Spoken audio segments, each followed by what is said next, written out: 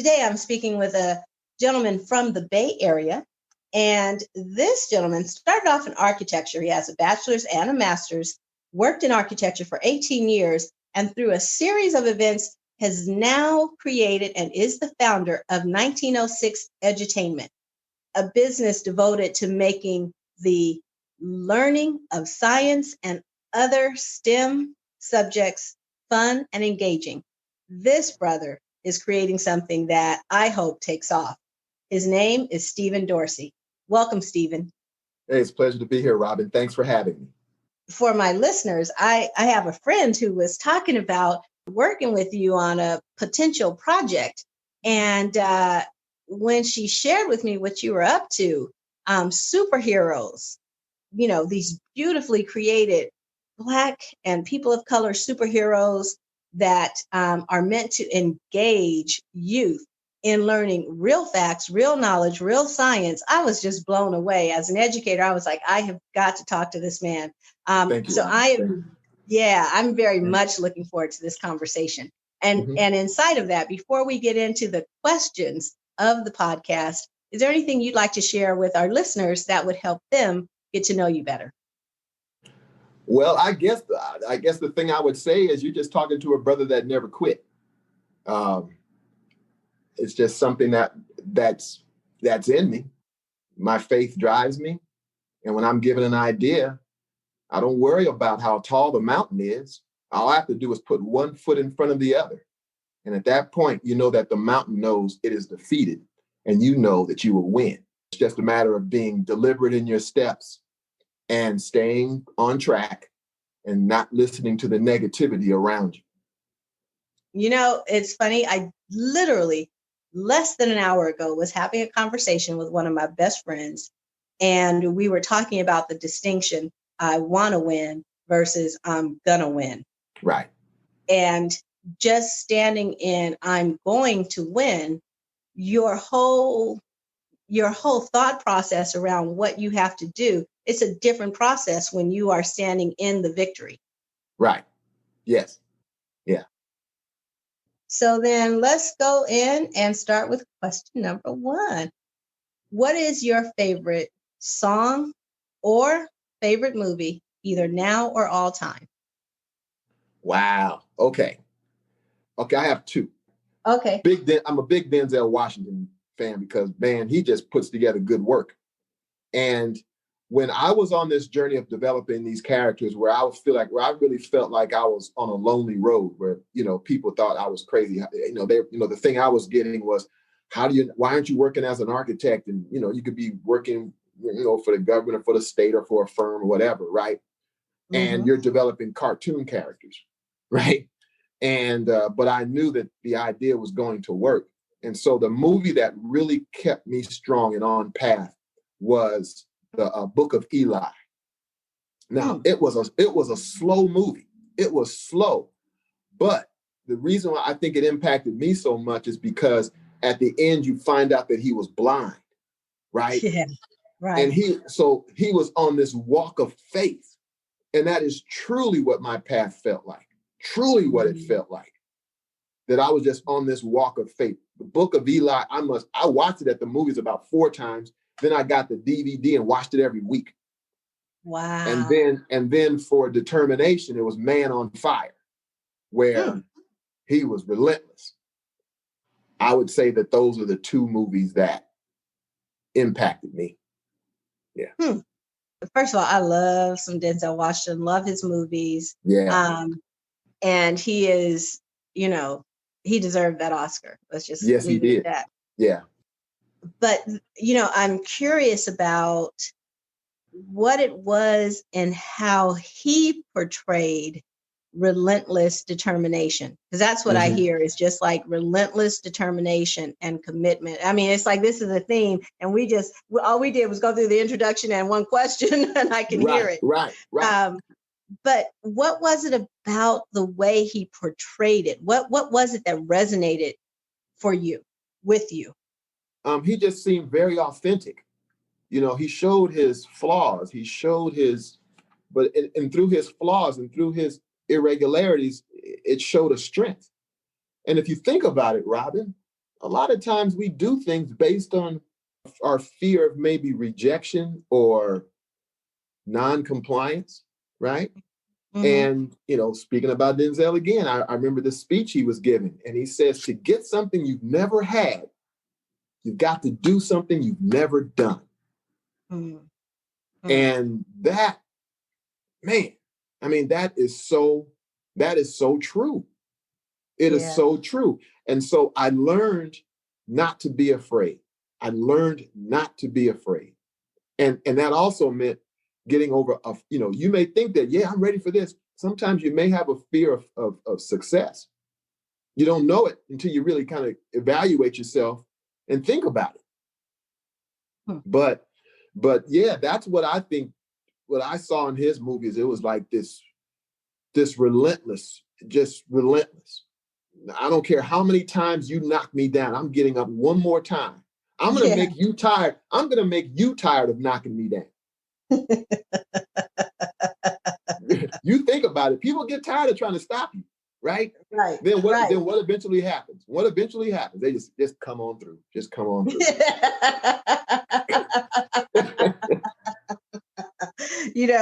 I've been binge watching a bunch of shows. Thank you, Corona.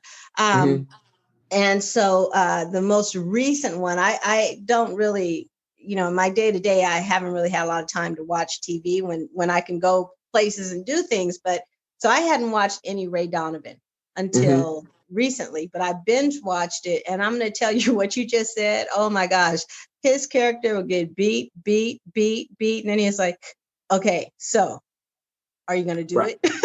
Right. Yeah. Yeah. Because Cliff, Robert, it really goes back to the example of the mountain. You look at the mountain. The reason why the mountain is so feared is because they know that the first thing people do is they look at the top, how far they have to go, right? And then when they start climbing, they look back on how high they are, right? Well, that's what the mountain wants you to do. But when you look at the mountain just to make sure you're going in the right direction, but then you look down just to measure your steps, the mountain knows it's beaten. Yeah. That's when the mountain knows it's beaten. And so that's how you got to approach everything. It's going to say, I'm going to scare this person off. I'm going to scare this person off. But I can't scare that person that's looking at their feet because they aren't looking at how big I am. I'm taken aback is actually the right word by the way you personalize the mountain, right? But I get it because it's a great way to envision what you're up to. Like I can appreciate how you frame it as something to conquer, Right. I walk half marathons, and the key with walking a half marathon is you're walking the mile that you're walking. When I'm on mile 7, I'm just looking forward to getting to mile 8. And when I'm on mile 8, I might let my mind consider mile 10, but I don't worry about mile 12 until I'm at mile 11. Right. And that makes it doable. So doable. Yeah, you can just look at the ground until you see checkers. And if you see the checkers, you're at the finish line. Hey, exactly. Let me ask you about a favorite childhood memory. What's a favorite childhood memory, Steve? Growing up, every Friday night, we had to go to the library, right?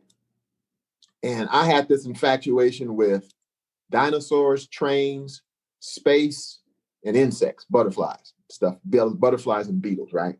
Okay. And so for the longest time, I just wanted to get into space, right? Now, I had a very happy childhood, a bunch of good kids around. We had fun. We had fun. And so one day I was out in the morning, I was watering the lawn with the nozzle, those little nozzles you would adjust. And I was, but as a kid, you playing around with it after a while, right?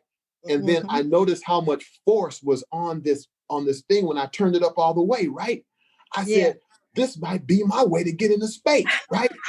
Because what I would do is I would go to the grocery store and to like the local, it was like a Costco, but it wasn't that. And then I would collect the boxes, right?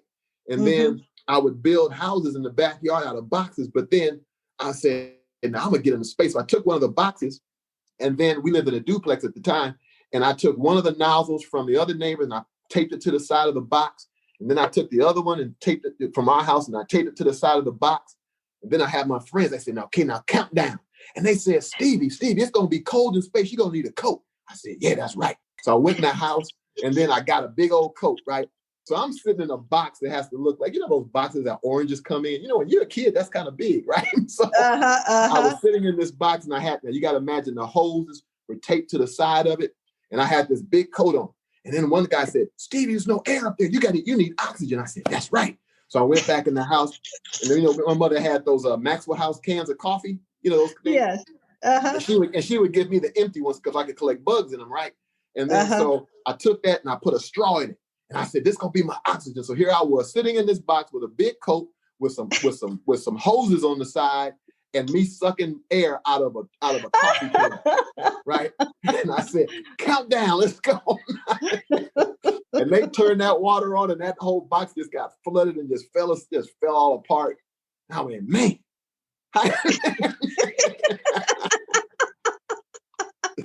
So I said, I just kept trying. And so my space program culminated in me just catching a little moth and putting inside those little things you would get in those little quarter machines, those little rings and stuff like that.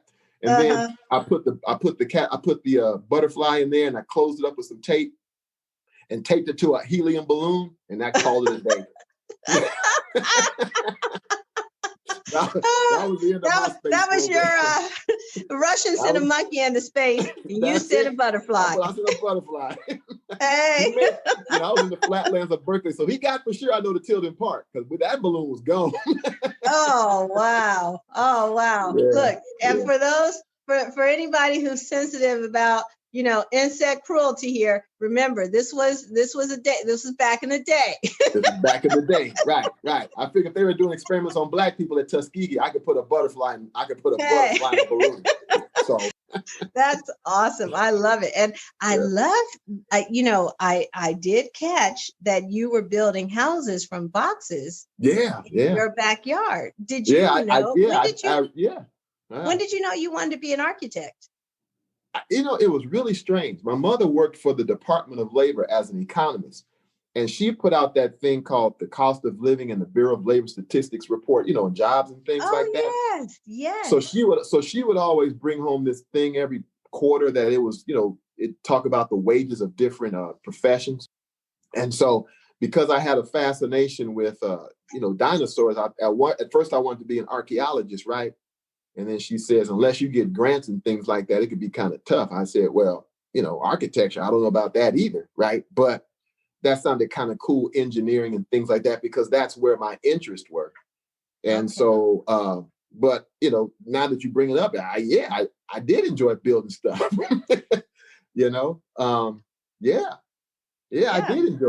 did enjoy doing that. But I remember when it actually happened is when I was helping in high school. I was helping on the committee to do posters for the homecoming, right? Mm-hmm. And this woman that asked me to help was the mother of a close friend of mine, and her husband was a contractor.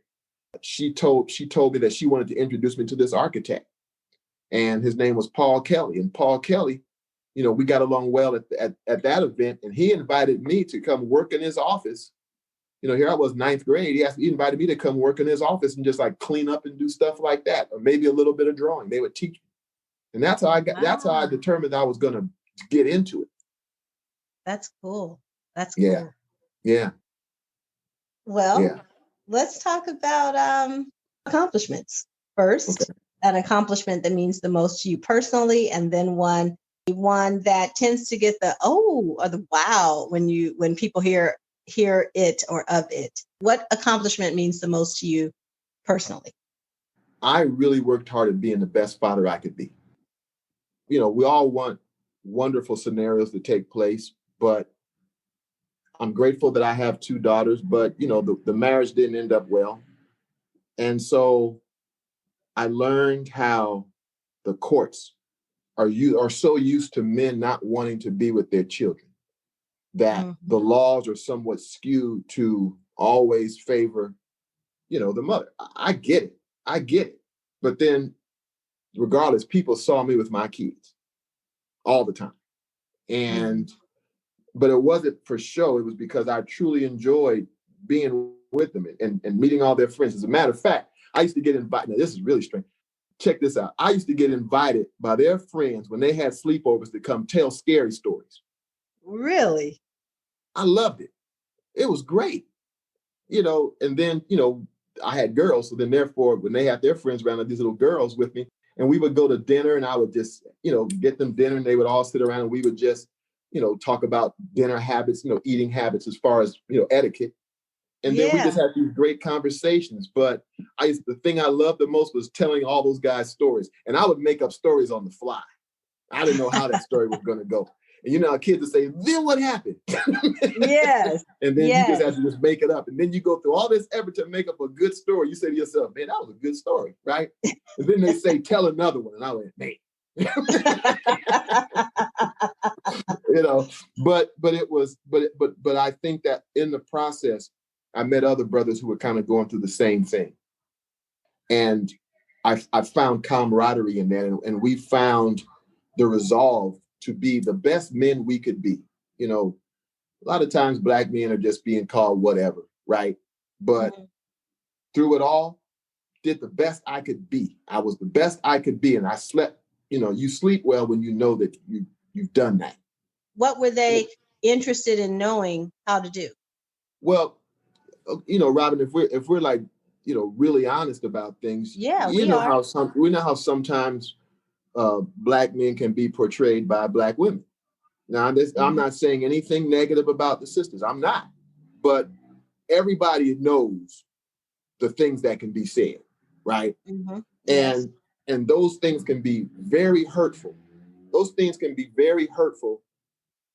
You got to keep a discipline not to listen to it, and then just keep kind of just going on with what you got to do. And so a lot of times Black men will say, hey, man, I'm about to go to court. This is what I'm dealing with. I was able to share experiences with them. I said, it's kind of strange how you're going to go to court and you're going to see crackheads, getting their kids. And you say, wait a minute. You're saying, I think I'm a pretty upstanding brother. Why am I here? You know what I mean? I want my kid. I want to be with my kids. But when you're going through it, and when other Black men were going through it, you needed someone that you could just talk to, just to help you prepare mentally for what you had to go through. I appreciate you saying that. It's not a common stereotype that Black men are getting together trying to figure out how to make sure that he can maintain, a high degree of custody, whether it's shared or whatever, but a high degree of custody of his children because he wants to raise his children. And that bias that does exist. And it's not something we talk about a lot.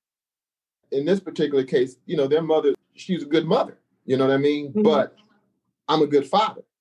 So I want my chance to parent too.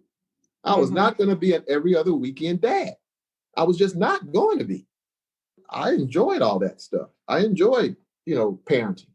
I was never good at doing hair, never good at doing hair. I would tell my daughters, I say, hey, look, we get dropped off at school. I say, hey, don't run. And I would go pick them up after school. And the teacher said, Steve, you did the hair again, right? I said, yeah. I was so happy they were sisters that were the teachers because they hooked the brother up. They were straight ahead. Robin, to this day, I wish I could just do one braid of hair really good, just one time. Look, it sounds like you got plenty of other skills that make up for that. we can't be 100% at everything. I ain't met a human yet who's 100% at everything. Right, but every time I see a little girl walk by with that perfect little hair, I say, man, how'd they do that? I mean, I was good at like doing the braid until I had to close it up. Well, I acknowledge that you were trying that hard. So what about the accomplishment that gets others where they're like, what? Wow, what? Well, I think that the road I'm on now, with this particular project or this venture or this episode in my life, I was appalled at how the U.S. ranked in the world as far as STEM education. like 38th place. I mean, like, if you ran track, there's only 9 lanes on the track. To come in 38th place, you have to come in dead last 5 times, and then come in 3rd place when you ran. That's really hard to do, right? And then Right. so I wanted to do something impactful because of the fact that I had been reading these books, and then you would watch different movies and things like that, and they try to make themselves sound like it was scientific, but they would. I remember this one episode of Gilligan's Island, and they called this butterfly. It was the name of a plant. It wasn't even the name of the butterfly, and it wasn't even a real butterfly. And so I just said, there's a reward when you learn something, and then you see it portrayed correctly. And so, because I was developing something in medical science, I spent like 9 years researching different diseases and things like that, right? When it came time to talk with doctors about my idea, the first thing they'd ask me is like, okay, so where'd you go to medical school? I said, I didn't. They said, well, how do you know about this? I said, I did the work. So that the names of the characters were all based on scientific, medical, and historic fact. Like I have this one villain who's like the Guardians of a Cure, they fight, and he's called the Hemogoblin. Well, he causes sickle cell. Well, what happens in sickle cell is it attacks healthy hemoglobin, right? So if you attack healthy hemoglobin, then you are the Hemogoblin, right? Hema meaning, blood, hematology for the bloodstream and the whole bit, right? So all these different, like, asthma was General Wheezing Coughless and the No Breath Army. Diabetes is the Dia Beast. I mean, everything has a rationale to it. And so I found friends and people that knew what I was doing complimented me on my stick-to-itiveness and my faith. There would be cases along the way where it had to be nothing but God. Where, I mean, there were some times I was getting eviction notices like Christmas cards, and God would show up at the last minute and I'd have the money to pay rent or a mortgage or something like that, Yeah. And so it's like, that's what I'm most proud of. I'm proud of the pain. I'm proud of the arduous journey to get here. I would never wish the journey that I've been through on anybody, but I wish that you could feel the euphoria that I feel at this moment. Got it. So what's the vision of your project? Well, 1906 Edutainment is about empowering youth to believe that they can truly be heroes. They can truly grow up to be people that can change the world. And so I've developed content for medical science, climate change, and history, right? It's been years and years of research and developing story content. There are 4 categories. One is there's a comic book series. I have content developed for the classroom for virtual learning. And then I have a gaming platform that I'm developing, and then FilmWorks, animated FilmWorks. Okay. So this is a multi-pronged universe of content that basically is designed, and it's, you've called it 1906 Edutainment because it is information and education, but in the form of entertainment. And I will say that as a government instructor, I use something called iCivics a lot in my classroom. And it basically is games. It helps kids or adults learn about their constitutional rights, how government budgets, allocates resources, all of that, but in the form of a game. And it is so great at having students get the content rather than knowing the content. Like they really understand it, and it's more usable to them in their real life. Like I can see that what they get from the gaming platform and some of the other activities is something that will always stay with them. Right. Yeah. So when I hear you using it for STEM, science, technology, engineering, and math, for those who may not be in education, that you're basically creating a platform where it's not just some dry book, some dry textbook of studying chemistry or studying the disease. It's actually getting them engaged in a way that the learning is, it seems to them secondary, but in reality that, they're gobbling up content and not even realizing it. That's correct. That is exactly right. when you saw the periodic table book in periodic table in chemistry, people were shaking their boots, right?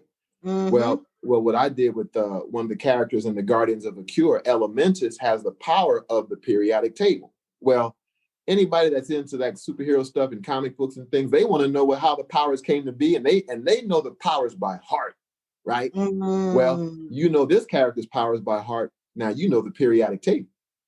Got it. See, that's what I'm talking about. That's what I'm talking about. But you got to make them cool enough. They got to kick enough butt where they want to say, "Ooh, I want to be that guy," right?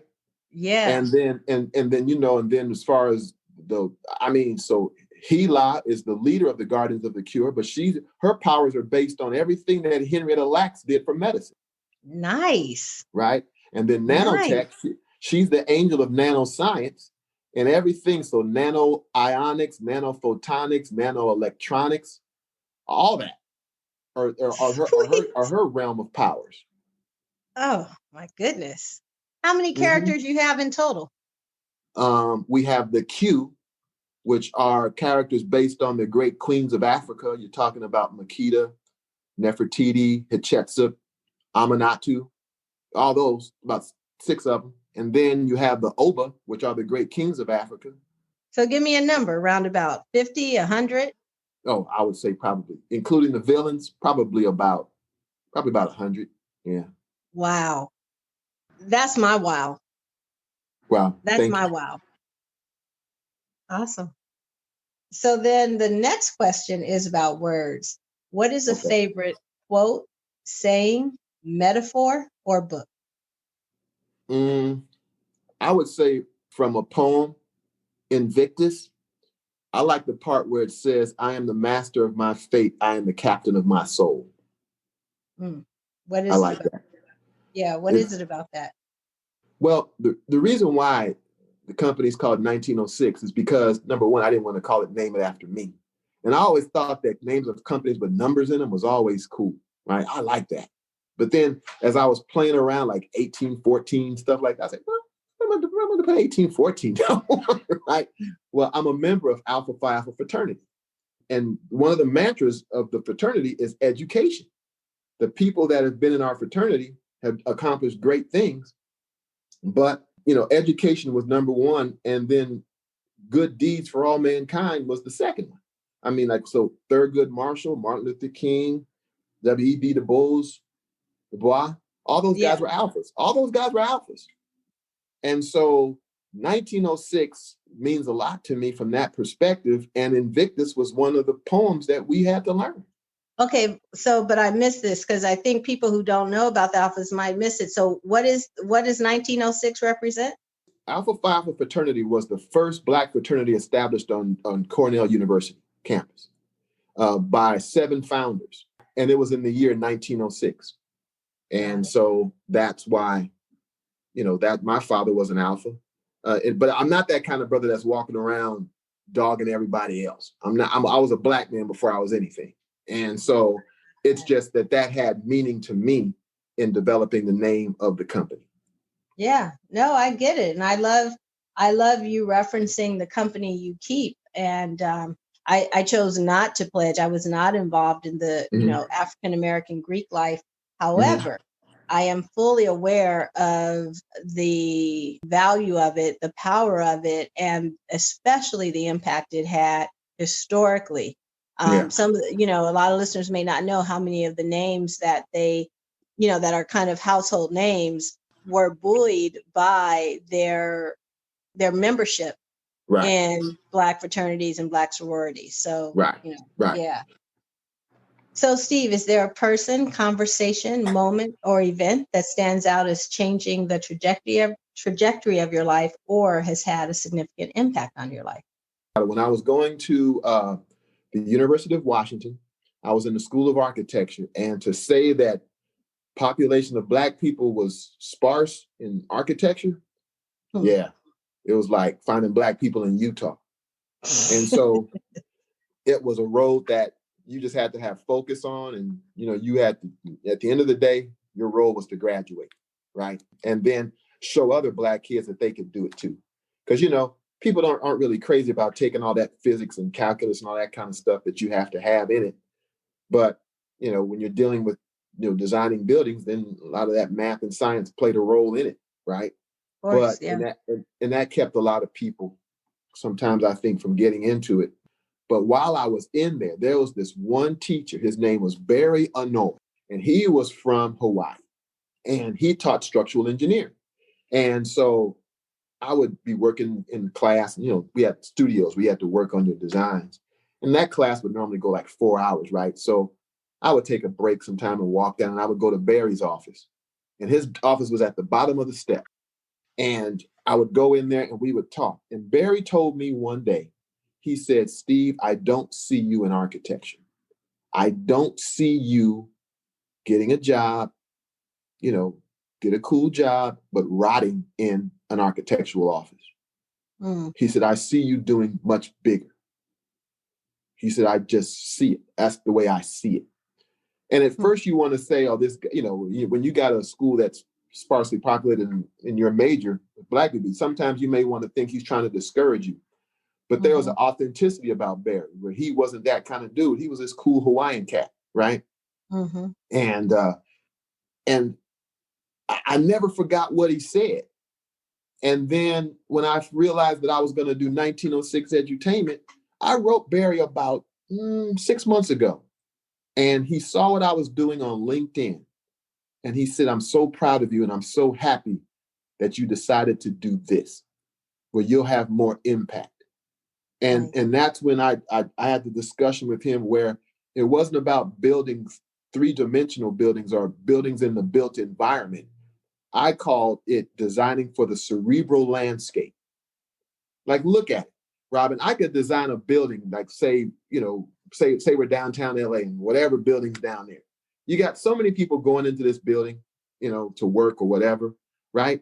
Each of them are different, and each of them have dreams, and each of them have aspirations. All of them do.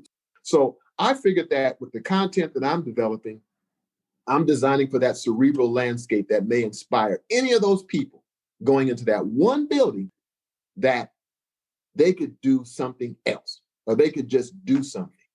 And to me, that was the turning point where I felt I could have an impact. One time I had these students come in when I was doing a test pilot program one summer about 2 years ago. And so I wanted every kind of kid to come in. And then they arranged on this particular day that these kids that were going to come in from this local high school, but they were a culmination of kids that were deemed as difficult learners. And they came in with security. I said, "What did they do?" And they said, "Well, they've been deemed as difficult learners," right? Robin, I had 16 of those kids. And that must have been one of the most pleasurable experiences. They went through that periodic table. They had, once I taught them the methodology, they had it down in 20 minutes. Let me tell you what happened. The security guard said, "Steve, if I'd have had this, I wouldn't be a security guard." Wow. Let me ask you this. What is a moment or event that highlights your experience as a Black man in the United States? When I went to the Million Man March. That was a beautiful thing. I remember going.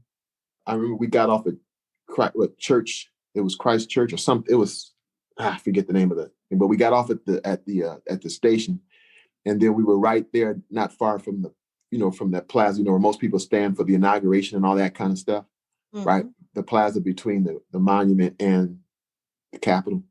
And so seeing all those Black men, but then we all looked up and we saw security people along the roof lines. And I remember on the plane, brothers were saying things like, "I'm not going to have a job when I come back," because as much as they want to talk about the Million Man March now, it was not a cool thing to do then, because people were losing their jobs because they weren't supposed to be going on to something that they felt was supportive of Farrakhan. I mean, it was a mess. It was a hot mess. But all these brothers felt that they had to go to make a stand for the Black family, stand for our women, stand for our children. And it was a beautiful thing. It was a beautiful thing. And to hear the stories, like, the main objective we had when, before the speeches started, is that we wanted to find out where the Black-owned businesses were, as far as restaurants. And I Yes. mean, we stacked those places. Those people made some money off those million max black men coming to DC that day. And it was just a beautiful, beautiful thing. There were so many black people. You know what? When you get around a lot of black people, you realize how much you need white people to see each other, right?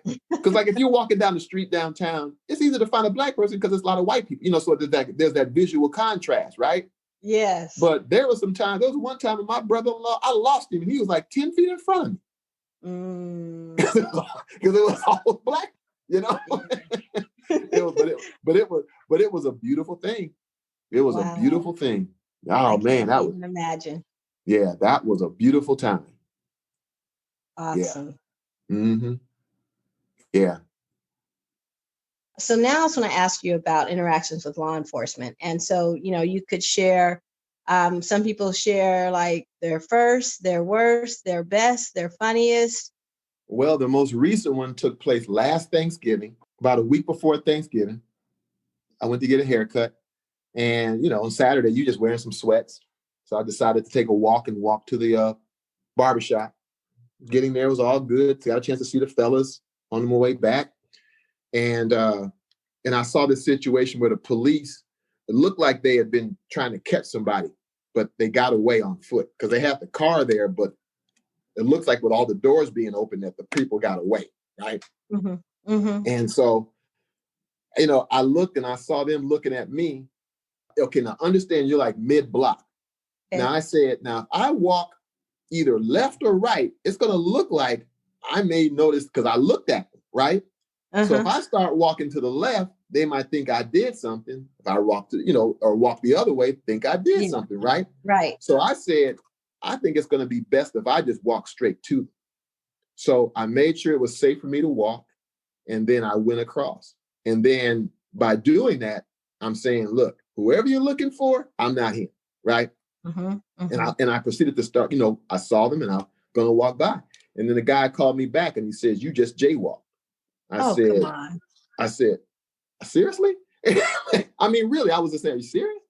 He said, get on the ground. What? I said, are you serious? He said, get on the ground. When his hand goes to his holster, okay, I'm going to sit on the ground, right? He didn't put me face down. He told me to sit on the ground.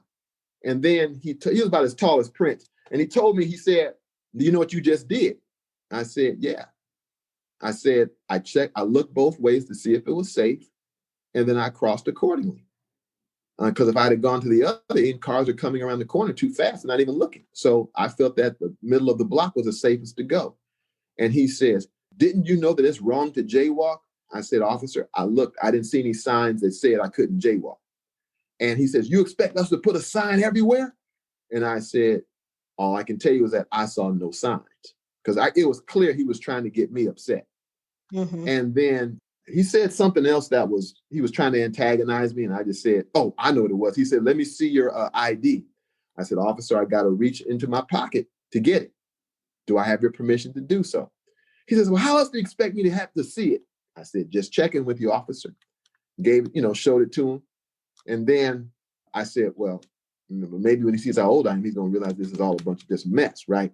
Yeah. He didn't care. Sat me on that ground and tried to run me through the system, whatever.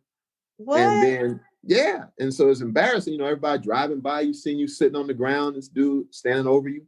And I knew he was serious because not only did he have a gun on, he had a shotgun in his motorcycle, in the holster of his motorcycle. And so I just went, wow. So I just said, okay, first thing I thought about, no matter what this guy says, I'm going to see my kids. That's all I thought about, seeing my kids. Mm-hmm. And so he could talk about my mama, anything. I didn't care. I'm going to see my kids, right? And so he eventually let me go. And then the anger started to seep in. And I just made sure that I was going to argue it in court. So even though I ran into a cop that was, on one, I also have a very close friend who's in law enforcement. And he actually helped me prepare for my court situation. So I made sure I was suited and booted when I went in. And it was the strangest thing, Robin. Everybody that was in there to defend themselves were either Black or Mexican. Mm-hmm. And every cop that was there was white. So my case was the first one called up. And I stood up there and I saw the cop that had me there. And I looked over at him. And it wasn't like, I was trying to talk any kind of mess. I just looked over at him, right? Mm-hmm. And then, so when I got up and he called up the officer says, I don't have this file with me today. What? I said, what? And so he said, I don't have this file. So they threw my case out right there. Isn't that something? And it was a trip too, because after that, I went to a Starbucks afterwards, because there was a Starbucks across the street from the courthouse. And this white dude the only white dude I saw in there, I was just curious. He said, boy, your case went by fast. I said, yeah, I don't think he wanted them to know what he did. And I said, what happened to you? He said, well, the reason why I came is because I married a black woman and and our son is black. So I figured that by me showing up, he may have a better chance. Wow. I said, what happened? They said, well, they didn't let me argue for him. I have to come back with my son. So he knew, just as a white guy, what kind of advantage he was going to have. Right. He didn't even plan it. He was like, I'm not going to even bring my son. I'm just going to handle this white to white. Right.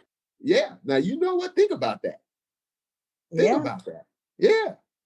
So that was my situation with Wow. I was ready because the reason why I was so ready was because of the fact I was not gonna make it easy for this guy to do that again. I love that. And so people said I should have gone to the police department and filed a complaint. All the policemen in there white, like they're gonna listen to me. So the best thing I could do was embarrass him in front of the court. Mm-hmm. But they didn't give me that. He didn't give me that chance. Right. And I wasn't going to arrogantly try to embarrass him. I was just going to state the facts. Right. So he must have read you in the room, because if you hadn't shown up, then you would have, then that would have been your failure to appear and whatever. But for him, if he didn't have the file, there was no reason for him to even show up. Yeah, but he had 7 other files.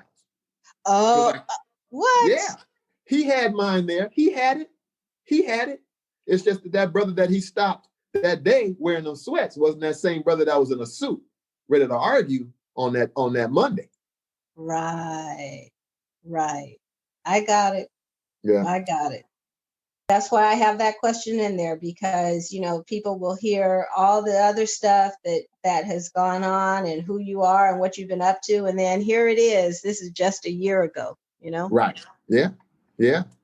So, if the United States of America was a woman with whom you could speak, whether mother, lover, sister, stranger, neighbor, right, what would you say to her?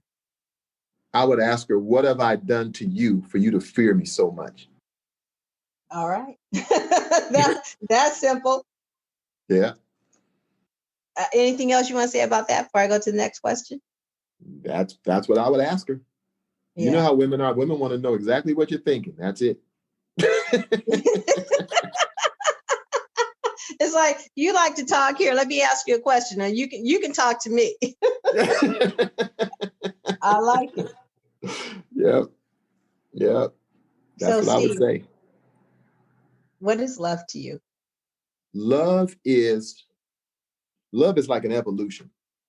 But the way I see love now is it has to be an expression that you have to have no fear to do. You cannot be afraid to take a chance.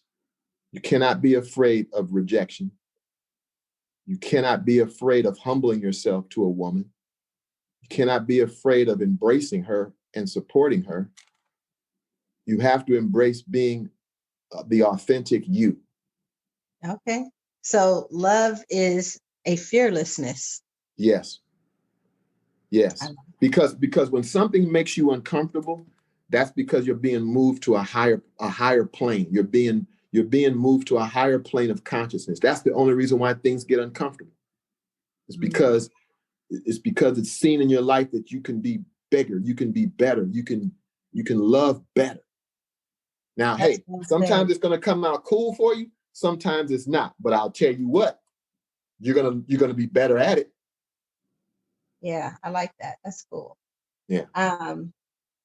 So there's been so much that you've shared in all of the various questions that, would fit this question. So, you've actually already done this, but I'm still going to ask it in case there's something else that you see that you want to share. And the question is, what's something that you've learned either through your profession, your training, your experiences, or your adventures that you believe more Black men should know, knowing that whatever you say benefits all of us?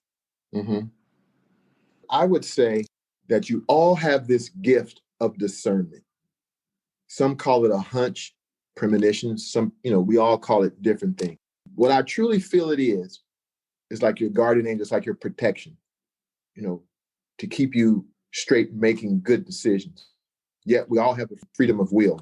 But when you have a passion, something that you truly believe, understand that you were created to be great. I have yet to meet a parent that says, "Ooh, I can't wait to have a jacked up child." No one says that. Mm-hmm. So if you were created, do you really think that you were created to be a failure? Do you really think that you were brought through different trials and tribulations to fall and just rot? No. And that's what you have to hold on to. You have to hold on to the greatness that is in front of you, the greatness that you were designed to be. How many times you cook cookies, but you may burn a couple of them, but you don't stop trying to make cookies, right? Mm-hmm. So do you think that because of some mistakes in your life that you may have done, that you quit, that you stop, that you're a failure?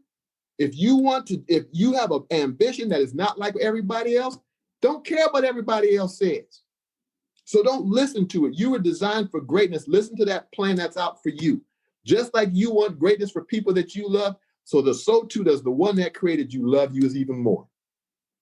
Well, I definitely hear the through line, like I said, because early on you were talking about, that commitment and staying true to your passion. And what I hear you sharing with the brothers and with all of us is don't doubt it. Don't doubt it. And that we will be guided along the way. Right. That is true. You will. Just when you think nothing's going to happen, you think you are at your wit's end. I tell you right now, in that last second, it's going to come through. And what begins to happen is it happens so many times that you lose fear. Mm-hmm. That you lose fear. One of the books that people used to, now there's so many books, there's hard pressed that there is any, top 10 to read in your life anymore. And it's a dated book. But I remember reading in the 80s the book Think and Grow Rich by Napoleon Hill. And right. I will always remember, because he taught through stories, which, examples, but they were these beautifully written stories. And I'll never forget the one where it's an example of a guy who bought this land in oil country, and he dug here and then he dug there and he dug everywhere, but he never found oil. Finally, he just gave up, sold his land to somebody else. Well, the guy he sold his land to realized that he didn't, he wasn't going to use trial and error. He hired people who knew what they were doing and how to find it. Then, the story goes that he dug oil. It was a matter of feet, right. From where the other guy had stopped. Right. And then, that person became, a millionaire, billionaire. And it's not to say that money is the end all, epitome of what is success. But as you were saying what you were saying, that was immediately the story that came to mind is, not only are you are a unique creation with a unique contribution that the world is in need of, but, that it serves no one for you to let that go. Right. The book that moved me, it was almost the same title. It's called The Science of Getting Rich by Wallace D. Wallace. It's so old, it's free online on PDF. Mm-hmm. It's so old, right? Mm-hmm. But that book, even though it's talking about money's in the title, it was more so the belief of how to receive it and how to prepare yourself to receive abundance, right? But it talked about the creative plane and the competitive plane and how society works on the competitive plane. So case in point, if I said, hey, there's gold in Montana, right? A lot of gold in Montana. Everybody around the world is going to hoard Montana and start digging all kind of holes, trying to find that gold, that one bit of gold that they say is there, right? Mm-hmm. But, and then a lot of times, because it can get so competitive and almost competitively violent, then, you got people killing each other just over that one stake of gold, right? Mm-hmm. But when you think and you believe on the creative plane, so basically you speak what you want into existence, then people, whatever you want to call it, the universe, your faith, whatever, starts to move a series of events in the world to bring that to you. So therefore, if you believe and claim your victories on the creative plane, then you'll never lose it. You'll never lose it because it was not gained. It was not gained through beating up over somebody else to get it. It was destined for you. Yeah. I love that book. Yeah, that book is great. That book is great. I memorized a lot of parts of that book. Question that's personal to you, not in generalities. What did you get out of participating in this interview, this conversation? Oh, for me? Yeah, for yourself. Oh, wow. Well, the reason why I did it was because of the fact that I had an appreciation for your energy and what you were putting together. And if I could help you do that, I just wanted to. And the only contribution I'd have to make is to be authentic. With me personally, it's like living in the moment. Did you do something today that could help change somebody's life? So by being honest with your questions, maybe somebody will get something out of it. And if somebody gets something out of it, then the moment that it took for me to be honest and transparent with you may change them. And I may never meet that person, but to know that that's what I attempted to do, I'll sleep really well tonight. That's awesome. And I'm still going to drill down for yourself. For yourself, as you leave the interview. Yeah. What did you get for yourself? Clarity. You realize that some days you may question your passion. Sometimes, you wonder, am I on the right track?